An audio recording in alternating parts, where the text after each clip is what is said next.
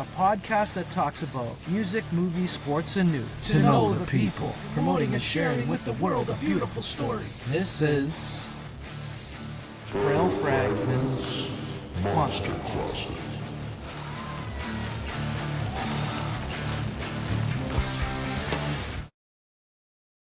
Saturday, April 5th, 2025. This is the Frail Fragment's Monster Closet, episode 130. Today we got a 2-for-1 deal. Stefano Amelio, the frontman, singer, founder of the Android meme, is joining us today. We have a show with him on Friday, May 2nd, 2025 at the Horseshoe Tavern. My birthday show. He was there last year. We've been playing with the Android meme for a while now. I've seen them improve for, over the last 5 years, I would say. And I mean, there's something to see now. They look really good on stage. We just had Vicky Blue on today, not too long ago, maybe an hour ago. So I got to, tap into her a little bit too and get to know her and just make these shows more special, more intimate. And, it's not such a high and buy. And the Android meme are I feel very connected with Frail Fragment. It's a really great working relationship. I feel like I've known them my whole life. They're family. Thank you so much, Stefano Amelio, for being on the show today. How are you, brother? I'm good, man. Thank you very much for having me once again. Yeah, man. It's always nice having you. So let's just kick it off quickly. What is the Android meme's message? Critical thinking. Critical thinking, to think about, and yeah, like there's so much going on in the world right now. I mean, and you voice your opinion on social media, and I could appreciate that because I mean, you're not afraid to say how you feel, and I admire that, because very few people can do that. Yeah, especially now with this Canadian election coming up a day before my birthday. But you'll never see me endorse a candidate or a party, and neither will the band, ever. It's never going to happen because despite my personal politics and my beliefs, that's not the point, right? Going back to critical thinking, I have been singling out a particular candidate from a particular party and trying to expose as much of their corruption as I possibly can. Why I chose that particular candidate and perhaps not the other two major ones is because, well, everything is a lot more self-evident with the latter two, whereas this new candidate who has come onto the scene seemingly from nowhere has quite a packed closet full of skeletons, and the harm that their leadership could, the further harm to this country that their leadership seems to be pointing to me would be, the end of Canada. And in my particular opinion, would make annexation of our country to the U.S. a lot more smoother. Right. Okay, well, I'm kind of like naive around this whole thing. So let me just give you my take on the whole Donald Trump thing, okay? And maybe you think I'm crazy or whatever, but this is what I'm thinking. So he was handed by the Biden administration an abortion of fucking shit that he had to sort out. Correct. So, I mean, they were like spending fucking trillions of dollars that they didn't know where it was and all this shit. And like, I mean, if you listen to Elon's interviews on like Rogan, let's say, he says like he has to dance with the White House. He can't cut all this corruption off because he's afraid for his life. Right. Now, he's afraid for his life, not necessarily from those in the White House, of course. Yeah. So, I mean, this is a good side note, right? So Trump said, okay, he had in his mind, we need to bring, like, this is the job, to bring the dollar down.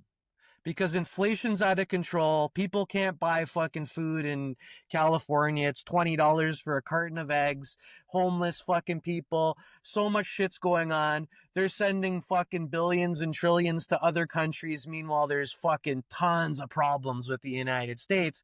So Trump's thinking, you know what? All of our shit's been sold off to fucking foreign fucking investors because of mafia fucking corruption. He's like, you know what I'm going to do? I can make this easily go away. I'm going to put tariffs on everything.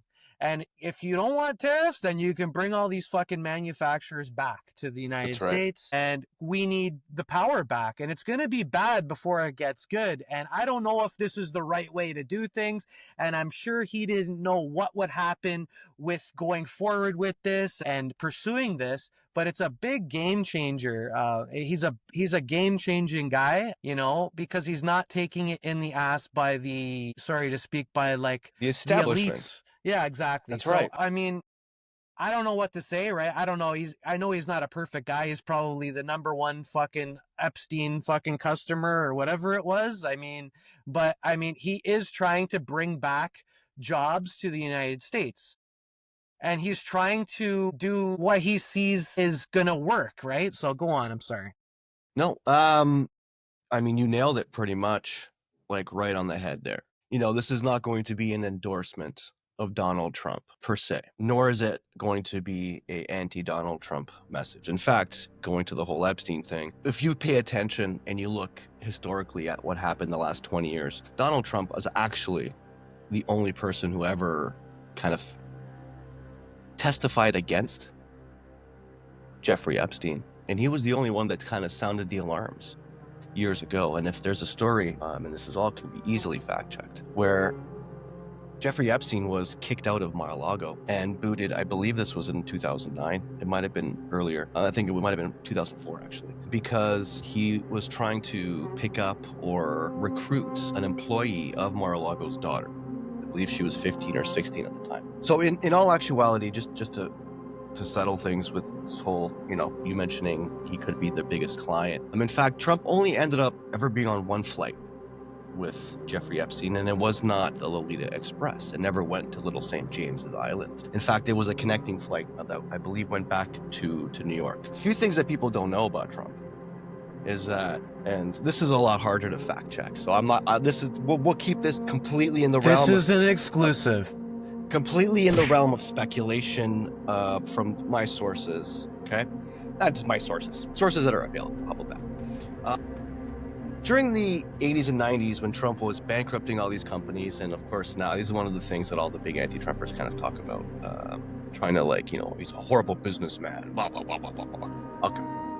It just so happens that a lot of those companies, if not each and every one that he bankrupted, were all construction-based, correct? And it just so happened that they were mafia-run. In fact, he was helping the FBI to destroy the mafia in New York. And whether he was fully successful or not, I can't tell you. And then it just so happened that, you know, being the only guy that actually spoke up against Jeffrey Epstein, I kind of find it really interesting that that really has never come out in the mainstream media. Why has the mainstream media not ever told us this?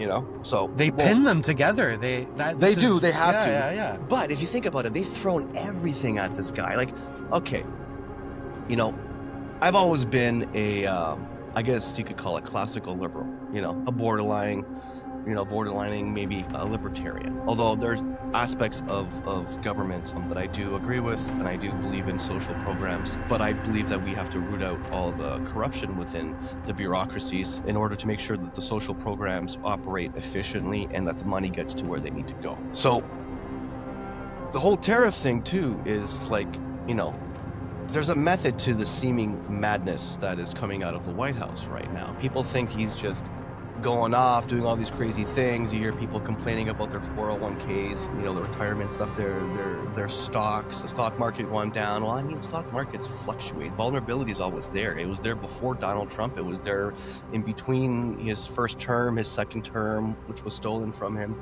and the third term that he's having now. And apparently he might even have a fourth term, apparently, according to Steve Bannon. We'll see. I'm laughing at all this because, you know, I think people really have to learn how to have a sense of humor about things. Sorry, my dog is barking in the background. That's all good. There's a lot to what goes on in this world, whether it's Donald Trump, politics, everything, a lot of things that we don't see, a lot of things that we will never see. And it's a war of stories. Like, you know, our new album that we're kind of working on now with a lot of the songs that we put out in the last few months revolves around this concept of psychological operations, psychological warfare. And it's a war of stories. It's a silent war. So World War III has been going on for a very long time. We just have not been privy to it because it's not a kinetic war, right? So, years ago, I came onto the notion that maybe Donald Trump is actually someone that I should pay attention to. And before I jump to conclusions about the guy, and I'll be honest with you, I didn't like him very much. And it wasn't because of anything other than the fact that he was just some billionaire guy that I just had no connection with. I was just happy that Hillary lost in 2016, considering all the evil things that the Clinton Foundation has been caught doing. Not rumored, actually caught doing. You can look up Linda Silsby and then what she tried to do in Haiti. Never mind what Clinton Foundation did in stealing all the money, all the aid money that was supposed to go to Haiti, but that's a whole other thing. Big point is, whether it's Donald Trump, whether it's anything, ultimately it's like we have to look deeper beyond the headlines. We have to look deep. So if you look deep when it comes to Donald Trump, and you will notice that pretty much everything he's doing now is all in his book. It's all in Art of the Deal. It's all in interviews in the 80s and 90s. There's no surprise here, really. What is happening in the media is this massive war of stories, and you've got these two sides that are competing. You have the establishment, and then you have the White House. You don't have to like Donald Trump. I don't have to like Donald Trump to just realize that sometimes you need a bull in a china shop. Sometimes you need someone who's just willing to take the slings and arrows and do what needs to be done. And sometimes they got to be a bully, right? But sometimes the bully is also not necessarily a bully, but only is perceived to be a bully because that is part of the show. Once again, right? That is part of the character that was created probably around the time of The Apprentice, and probably around the time when he was asked to run by a faction within the U.S. military, I believe, anyway. Because I don't know if you remember, in 2017 during his inauguration, I wasn't prepared to talk about Trump. You went in this whole right, and people are gonna be like, "Oh my God, he's a Trump lover! Oh no, no, but he's a crazy fascist right wing." First of all, people are using the word fascism like it's fucking going out of style. Do you people even know what fascism is? You don't know. Anyway, I love you, man. The guy who's decentralizing power is not a fascist, right? Okay. Fascists centralize power. They don't decentralize. The guy who's trying to get rid of income tax and trying to make Main Street, well, this is what we're trying to rebuild Main Street by destroying Wall Street. So you know what? My stocks have gone down. My investments have gone down. But if a year from now, if they double or triple, because a lot of corruption gets rooted out, and because sometimes instead of going against the players, you got to go against the game and change the game, right? Take the power back. But I digress. Mm-hmm. Ultimately, we have to learn to not get so emotional over what the TV tells us. We have to learn to follow the money. We have to learn to understand that we are constantly being manipulated, or at least there is an attempt to constantly manipulate us. And I mean, going back to your first question, that was the whole point, or the whole point of the band. Critical thinking. Okay, I did not like Donald Trump, but when the media machine and the establishment went after him in 2015, first to ridicule him, and then when he actually won, which no one expected, when he actually won, that really caught my attention. And even at the beginning too, I was still, okay, that's kind of interesting.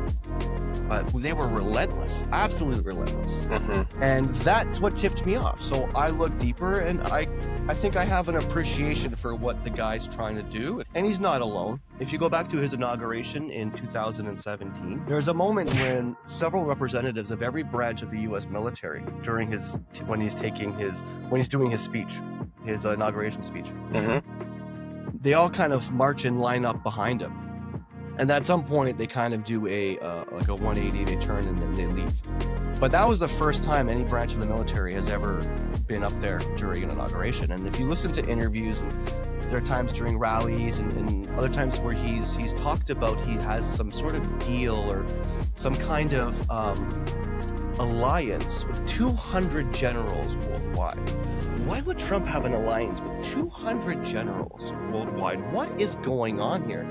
what has gone on the last 4 years when he was not in office, right? And during that time, why would he, of course he never conceded, and I do believe that the election was stolen. And once again, I don't even have to like Donald Trump to recognize that a lot of fishy business had gone on during that time. But like, what if that was meant to happen? I question. What if, let's just, have fun with this. What if he let the thing get stolen and allowed the Biden administration to kind of come in and fuck shit up for 4 years? That's like Game of Thrones shit. Right? But then now, because you could tell people and scream in their face until they feel it, until they see it and experience the corruption and experience the hypocrisy. They did. When fucking the hurricane hit Florida and dogs and babies and shit were sailing off and the houses were destroyed and Biden administration was giving everybody $1,200. Yeah. Meanwhile, you're sending billions and billions and billions to some other fucking country. These guys are like, I'll vote for the fucking biggest crook in the world over anything this guy has to fucking do. So they brought in Donald Trump.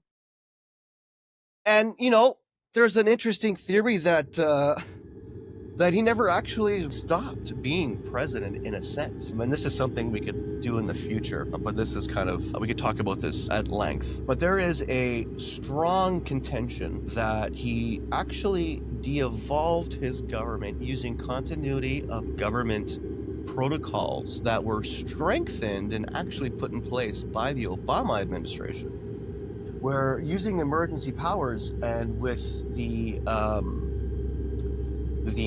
ascensions of the military devolved his authority as the president. Okay, so as the president of the corporation USA Inc., let's just say, allowed for another administration to kind of come in and occupy the White House, and which was strange if you really remember at the beginning. Biden was locked out of the White House right after his inauguration, and that was kind of a funny moment when they couldn't get in the front door. And when he was doing all the initial press conferences, it came out later that they were all done in like a studio and stuff. So he really wasn't even in the White House for quite a while, which is kind of annoying, or at least wasn't operating out of the White House officially. But what if this whole thing was allowed to happen, like I mentioned, and Trump put the authority of actual control with the military as a safeguard? So it was like a controlled burn, basically. Allow the Biden administration to kind of come in, fuck shit up, set their fires, but that no red lines were to be crossed. And for instance, even when the supposed invasion of Ukraine happened, I mean, that's a whole other conversation too. When Russia started its military operation, we'll call it that, its military operation, and then the U.S. was trying to retaliate, or at least they were trying to send all sorts of armaments, tanks. They were selling supplies to Ukraine to fight back. I believe they sent a whole bunch of the Sparrow missile systems, guidance systems and missiles to be used, and Tomahawks as well. But for whatever reason, they were programmed, or seemingly programmed, not to actually fire or to detonate in Russia. These are some rabbit holes, dude. These are like... These are like... Listen, I could be talking out of my ass. No, but that... Really, this is one entertaining conversation. What if I know absolutely nothing and this is all bullshit? But you should question what you're saying, right? Thank you. Don't believe me. I don't believe you. I get a question. Good man. Thank you. You're welcome. Thank you. And thank you for having an opinion that inspires me to question what the fuck is happening. We will never tell you what to think. I will never tell you whether it's the band, whether it's me. I will never tell you who to vote for. I will never, whatever. I will ask questions. I'll give my opinion. But that's where it ends. It's up to each and every one of you to take this information and see what rabbit hole, you can go down. And if your critical mind says right away, then maybe you don't have a critical mind. But if you stop and think about it and be like, you know what, there was a whole bunch of weird shit that happened during the 4 years, that some stuff doesn't make sense. Like that whole Afghanistan, when they pulled out of Afghanistan, there was a lot of interesting videos you know, of these kids and these people trying to jump onto the plane and hold on to the military planes as they were taken off, which was kind of crazy and ludicrous. And a lot of people were pointing out that those planes, just something about them didn't look right. I don't know what it was.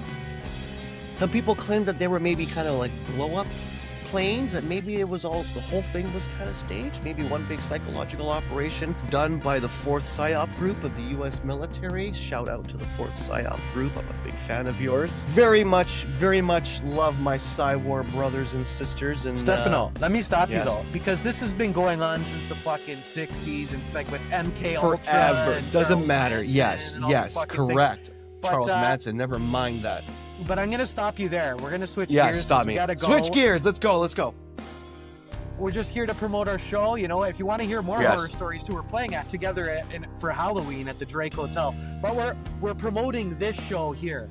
This Yes. show Friday, May 7th at the Horseshoe Tavern. My birthday.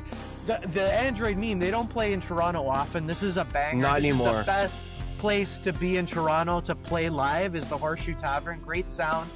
The Android Amazing meme sound. are kicking off the show.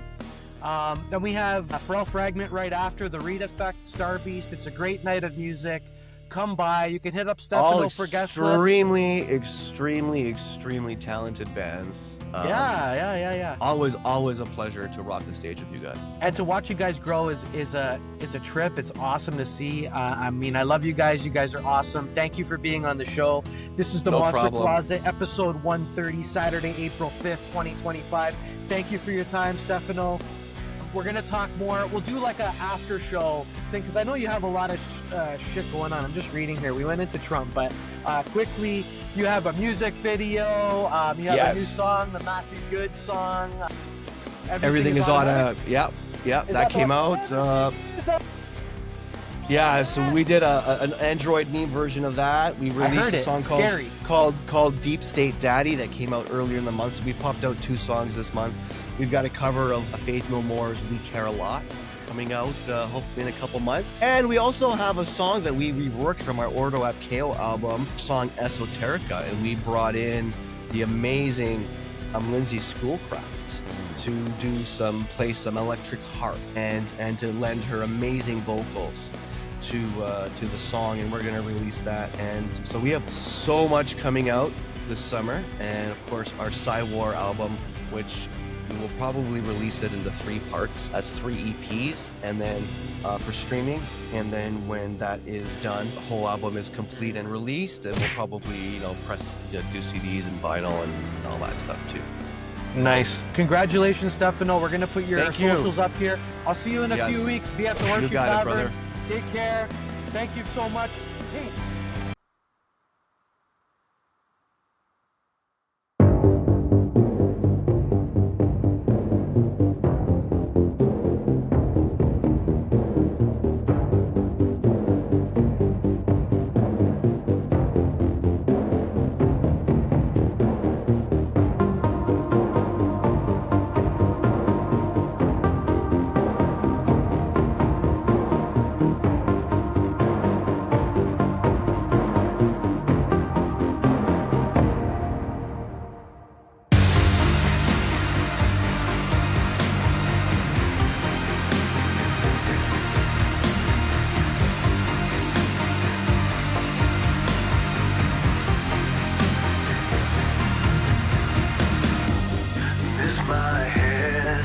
miss my heart, I miss my lungs.